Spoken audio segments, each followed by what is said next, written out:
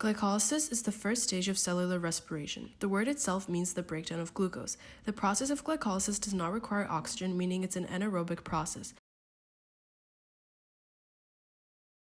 The first half of glycolysis is also known as the investment stage, meaning that the energy input is coming from 2 ATP. The second half is called the payoff stage. This means that 2 ATP and NADH+ energy molecules are produced and later used in aerobic cellular respiration. The first step of the investment stage starts off with the glucose molecule. With the enzyme hexokinase, this molecule gets a phosphate group from ATP, also known as adenine triphosphate. The reaction is called a phosphorylation reaction because the phosphate group was added to a compound. Because a phosphate group is taken off ATP, ATP becomes ADP since there are only 2 phosphate groups left. This is the first investment or absorption of energy, and the new molecule is called glucose 6-phosphate. Next, glucose 6-phosphate goes through the reaction of isomerization made possible with the enzyme phosphoglucoisomerase. The arrangement of molecules produces the isomer fructose 6-phosphate. Because there's no input or output of energy, it remains equivalent. The third step is another phosphorylation reaction where the second ATP is absorbed to provide energy to keep the process going with the enzyme phosphofructokinase. More energy is absorbed and the molecule is fructose 1,6-biphosphate since there's 1 fructose and because of the added phosphate group and 6 carbon molecules, 6-biphosphate. The fourth step is a cleavage reaction, also known as a lysis reaction because of the splitting of fructose 1,6-biphosphate into 2 isomerized sugars, dihydroxyacetone phosphate, DHAP, and glyceraldehyde phosphate, G3P, since fructose 1,6-biphosphate is unstable. The enzyme that makes this possible is aldolase.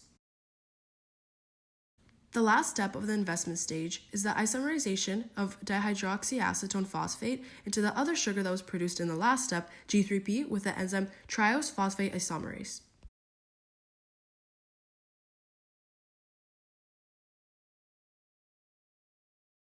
This is the first step of the second phase of glycolysis known as the payoff phase. 2 electrons and 2 protons are removed from G3P, releasing energy in the reaction. Some of that energy is trapped because of the addition of an inorganic phosphate group from the cytosol.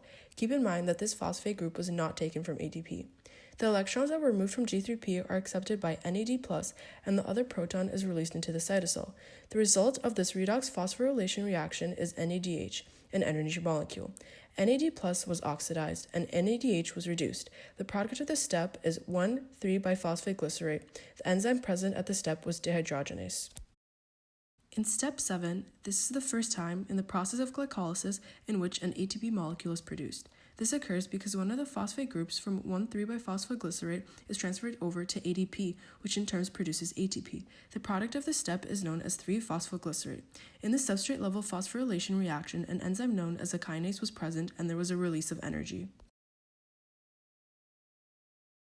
In step 8, a shift of a chemical group to another group within the same molecule occurs. The molecule in which this occurs is 3-phosphoglycerate.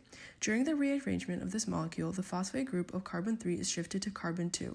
In this isomerization reaction, 2-phosphoglycerate is produced. The enzyme isomerase is once again present and the energy remains equivalent. 2-phosphoglycerate experiences the removal of electrons. Those electrons are transferred to another part of the molecule. Although energy is lost by the electrons, most of it was retained in the product produced phosphoenol pyruvate.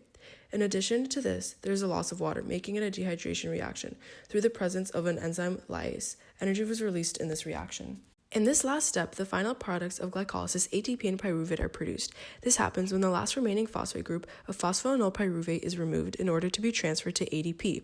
As per what happened in step 7, once ADP receives that phosphate group, ATP is produced. During this substrate-level phosphorylation reaction, pyruvate is also produced with the presence of the enzyme kinase. Energy was released in this step as well. In conclusion, glycolysis is the first phase of aerobic respiration, yet this process does not require the presence of oxygen. It is the breakdown of 6-carbon glucose splitting into 2 pyruvate molecules, 3 carbon molecules, and producing ATP and energy molecule as well. There's a total of 10 steps. For the first 5 steps are known as the investment phase or the energy requiring phase, and the second half is known as the payoff phase or the energy releasing phase.